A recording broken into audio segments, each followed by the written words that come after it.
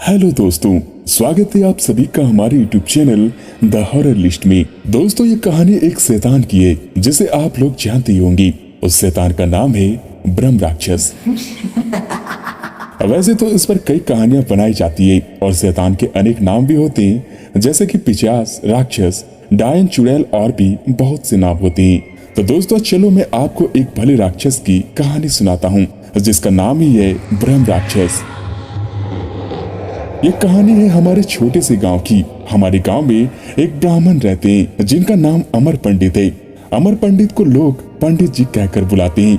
उनके घर से कुछ दूर पर ही एक खेत था। उस खेत में एक बहुत बड़ा बरगद का पेड़ था। वह बरगद का पेड़ बहुत ही पुराना था। कुछ समय के बाद उन्होंने उस खेत पर घर बनाने की सोची। पहले वाला घर बहुत छोटा होने की वजह से उन्होंने खेत पर घर बनाने की सोची। उन्होंने उस बरगद के पेड़ को कटवा दिया और अपना घर बनवा लिया।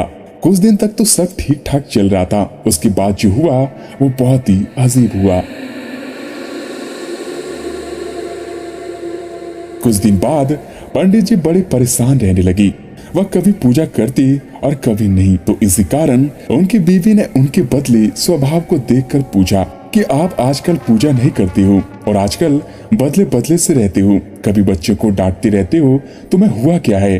पंडित जी के चेहरे पर मुस्कान आई और वह कहने लगे, मेरे घर को तोड़कर अपना घर तो बना लिया और इसे क्या पूजा करने के लिए कह रही हो? मैं ही तो भगवान हूँ, इसे पूजा करने की कोई जरूरत नहीं है। वो कभी दांत मीचते, कभी बड़े प्यार से बोलती, कभी आंखें लाल तो कभी सही हो जाती। उनकी बीवी को शक हो गया कि जरूर किसी का साया है, वरना वो ऐसी बातें नहीं करती जैसे कि उनके अंदर से दो लोग बोल रहे हो। तब उनकी बीवी ने उनको बिठाकर हनुमान चालीसा पढ़ने लगी। वो सोच रही थी अगर कोई होगा तो भाग जाएगा, पर पंडित जी पर उसका कोई असर नहीं पड़ रहा था। वह एक टाक लगाए देखे जा रही थी। उनकी बीवी काफी मंत्र पढ़ चुकी और बाद में गायत्री मंत्र भी पढ़ी। तभी पंडित जी की आंखें लाल हो गई और कहने लगी कि मैं किसी से नहीं डरने वाला हूँ और तू क्या समझ रही है, मैं इसे ऐसे नहीं छोड़ने वाला हूँ। और इस आवाज से पूरा घर गूंज उठा। तब तक उसका छोटा बच्चा वहां आ गया। पंडित जी ने उसे जोर से पकड़कर अपनी तरफ खींच लिया और ऐसा लग रहा था कि उसके सिर को कच्चा ही चबा जाएगा। उसकी माँ बोली कि बच्चे को छोड़ दो, इसने तुम्हारा क्या बिगाड़ा है? पंडित जी की पत्नी ने अपने बच्चों को अपनी तरफ खींच लिया। उसने फिर पूछा कि तुम कौन हो और मेरे पति के अंदर क्यों आए हो? आप इससे क्या चाहते हो? आप हो कौन? तब उसने कहा कि अगर अपना भला चाहती हो तो बरगद के पेड़ लगाओ, जितना भी हो सके पेड़ लगाओ, फिर मैं बताऊंगा कि मैं कौन हूँ और फिर मैं चला जाऊंगा।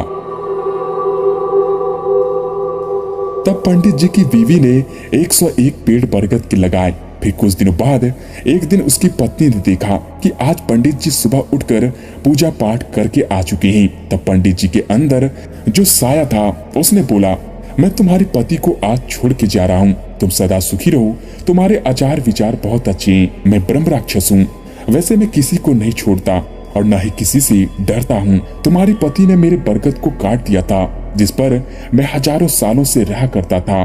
मुझे गुस्सा तो आया, पर मैं तुम्हारी अच्छाई के कारण मैं तुम्हारे पति को छोड़कर जा रहा हूँ। तब पंडित जी अचानक सही हो गई और फिर पंडित जी की बीवी की आंखों से आंसू निकल आए।